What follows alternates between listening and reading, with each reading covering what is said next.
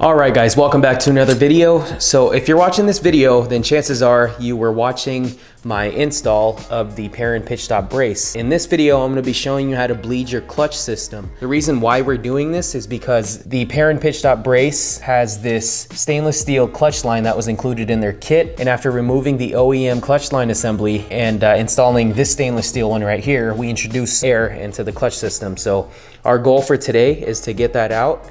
And in order to do that, we need to bleed the clutch system. And I am doing this on a 2018 Subaru WRX, but this is a pretty universal way of bleeding your clutch. And I guess I should mention that this is the way to bleed your clutch system if you don't have a hydraulic bleeder. So what you'll need are some very basic tools. And what I have here is just a bleeder bottle that I purchased from Amazon. And I'll link everything in the description below so you guys can check it out for yourselves. But essentially it's just a bottle with a clear tube, and that's it. And if you don't have an 8mm wrench, then you can go ahead and use an adjustable wrench right here. And also it's a good idea to have some extra brake fluid, and this is just the .3 brake fluid that I bought from Subaru to prevent the reservoir from going dry, and I'll show you guys that later on. And also just a rag to catch any potential spills. And lastly, you'll need someone in the car to push down the clutch while you loosen this bleeder nipple right here. And a couple important things to note before we get started. The first is you never want to let this go dry. So basically just keep your eye on this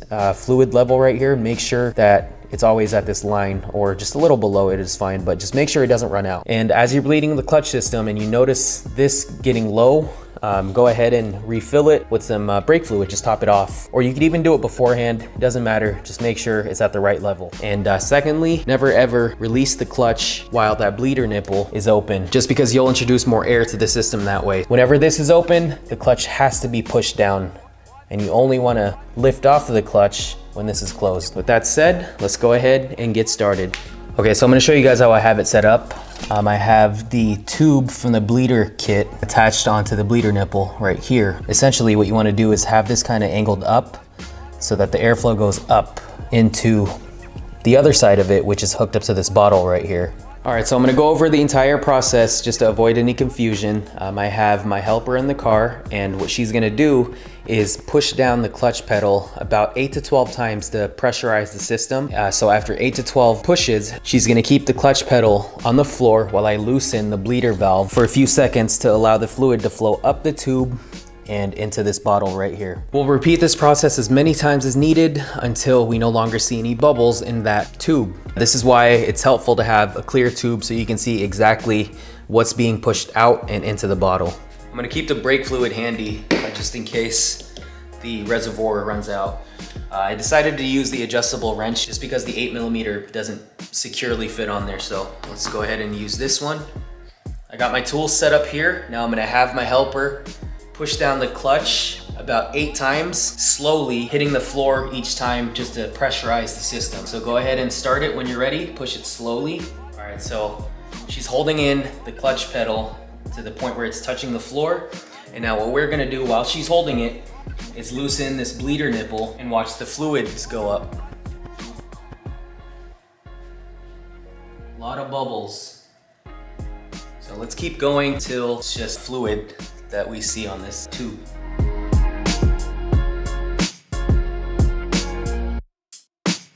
And chances are when you're bleeding your clutch that the clutch pedal gets stuck down to the floor. That's totally fine. You just want to go ahead and lift it up manually.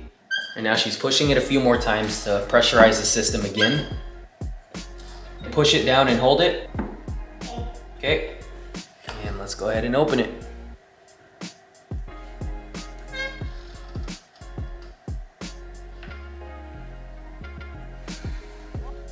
So you guys kind of get the idea. You just want to keep doing this until there are no more bubbles in this line right here.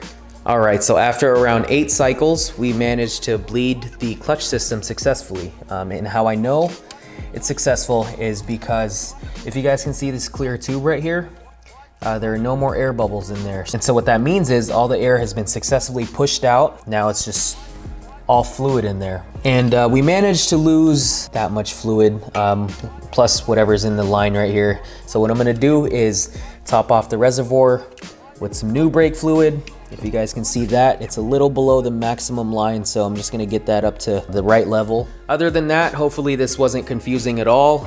If you guys have absolutely any questions, please feel free to leave a comment. If you are watching my install video of the PERRIN Pitch Stop bracket, go ahead and click right here. It'll link you back to that video. I think I'm gonna go ahead and close out the video here. Thank you guys so much for watching, and I'll see you in the next one.